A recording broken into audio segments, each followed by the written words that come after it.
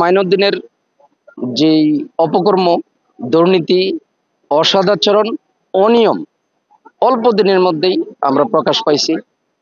উনি ওনার এখানে রাজত্ব কায়েম করছেন এবং উনি যত ক্রয়ের মালামাল ক্রয় করেন উনি ঢাকা থেকে নিজে সাপ্লায়ার হিসেবে ঢাকা থেকে নিয়ে আসেন।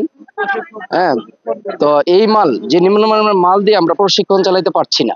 আর উনি সবচেয়ে বড় হচ্ছে মহিলা পুরুষ প্রশিক্ষক যারা আছে সবার সাথে উনি আচরণ খারাপ করতেছেন। এক মহিলার সাথে বিকৃতি স্বরূপ কুরুচি সম্পূর্ণ একটা আচরণ উনি করছেন।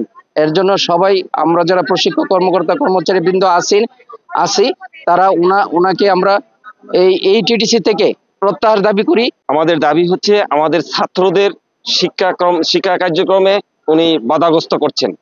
আমরা ইতিপূর্বে যেভাবে প্রশিক্ষণ চালাই আসছিলাম তাতে আমরা সুনাম অর্জন করছিলাম, সেই সুনামটা শুনে আঘাত দিচ্ছেন। উনার পদত্যাগ চাচ্ছি এবং আমরা যেই সরকারের থেকে যে সংশ্লিষ্ট জিনিসগুলো পাচ্ছি সবগুলাই উনি আত্মসাৎ করছেন, যার কারণে আমরা এখন সামনে প্রশিক্ষণ দিতে পারতেছি না। আমরা যেন প্রশিক্ষণ দিতে পারি সেটার জন্য সকলের কাছে অনুরোধ জানাচ্ছি।